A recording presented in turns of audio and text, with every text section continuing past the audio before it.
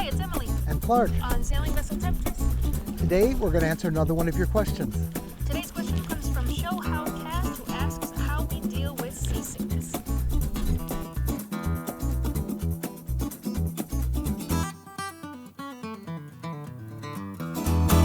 Well, seasickness is something that can be a very big problem for people.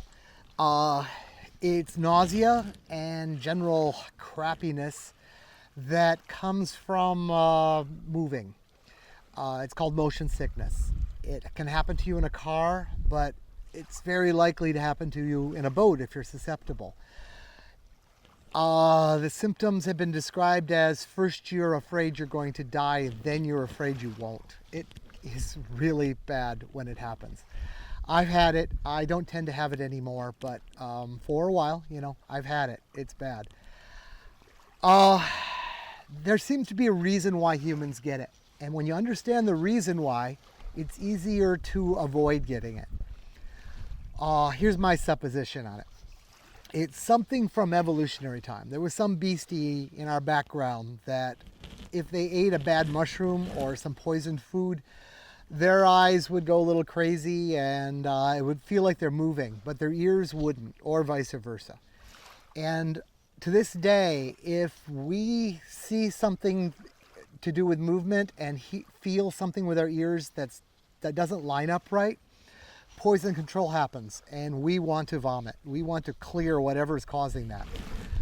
Well, when you're on a boat, you sit down and you look around and you'll see a couch and maybe a television and a computer and a galley stove and all kinds of things that have been signals in your head for your entire life. These things are solid, these things don't move. So part of your brain is saying, I'm not moving. But you can't fool your ears because you are moving. You're bouncing around on waves. And when the two of those come together, your poison control happens and you want to vomit. And in a bad way. It's just not nice. Mm-hmm. And the worst thing I think about seasickness, if you're in a car, you can always stop the car. You can pull over, you can throw up, you can rest your eyes, rest your body, and then go again. When you're on a boat and you're making a crossing, the boat's moving, and even if you were to pull the sails down and stop the boat is still going to be moving. So that's probably the worst. When I've gotten seasickness before, that's the worst part, is knowing that, oh my gosh, we have 4 more hours of this before we get where we're going to go. So it's good to have ways to deal with it. Most people that get seasickness, just if you get it, happens to you on a long crossing, know that it usually lasts about 3 days. Almost everybody, after a few days of it, you just get over it, and honestly, you don't seem to get it again as easily once you've gotten over it at sea. Some people, it never goes away. There's a guy named Lord Nelson. He was very famous during the British Napoleonic Wars. He was the admiral of everything, and he never got over seasickness. So he was just a tough guy. He just dealt with it. But when asked what's the best cure for seasickness, his response was sitting under a tree. Mm-hmm.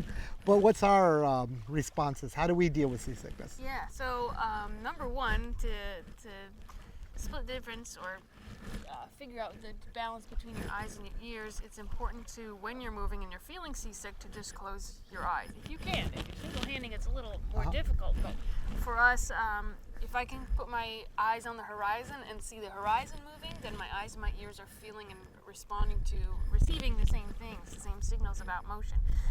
If I'm going down below, I will go down below and come up as quickly as possible, or I will literally close my eyes as I'm going down below and feel for what I need, open them, grab it, close my eyes, and work my way back up. There are grab rails, everything on a boat, so it's easy to maneuver actually with your eyes closed on a boat and get where you need to be. So that's one strategy. Let me tell the story of an extreme case of this. My ex-wife was one of those people like Lord Nelson, and the only thing that worked was at the end of her watch, I would come out to the cockpit, take her hand, she would close her eyes, and if it was cold weather, I would take her down below to her bunk, help her undress, put her in her bunk, she would keep her eyes closed. I'd go out and do a 4-hour watch, she'd go to sleep, whatever. I'd come down, take her by the hand, help her get dressed with her eyes closed, and take her back on deck. And if she did that and never opened her eyes down below decks, she never got seasick. And if it worked for her, it can work for anybody. Mm-hmm. But let's talk about when you do get seasick. Sometimes you can't prevent it and it just comes upon you. Ginger ale does seem to help. Having a little bit of food in your stomach does seem to help. So the old crackers and ginger ale is a good cure. But there are medicines that you can use. You'll hear people talk about Dramamine, which is essentially Benadryl. It makes you very tired. So that's not desirable, especially if you've got to watch overnight or something like that. There's also the transderm scopolamine patches, the things that you put behind your ear, and the ingredient that makes those work is belladonna, and the side effects from an overdose of belladonna are kind of the same as seasickness. So there's that.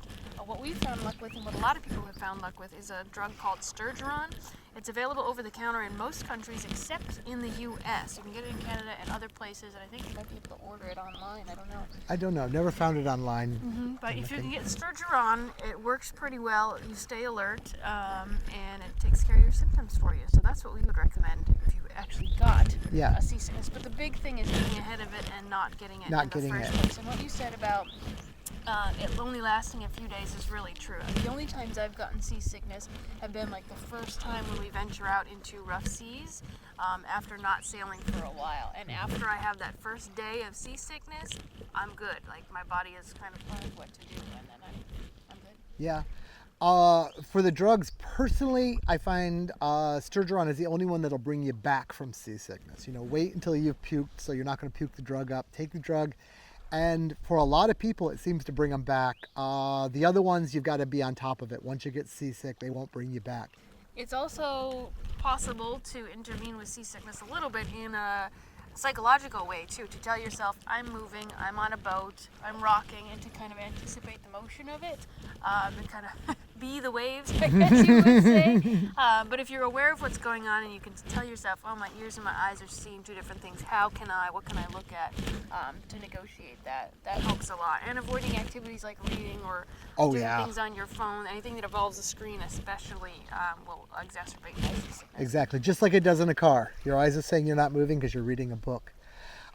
There's one more thing that's very worth doing. If you know you're going to make a rough crossing, or you know you're susceptible, and you're in this beautiful, nice anchorage before you go, leave the anchorage. Move the boat into a crappy place where the boat rocks and rolls, and give yourself a couple days to get used to the rock and the roll when you're not responsible for the boat. And you just have to eat and rest and get used to the motion.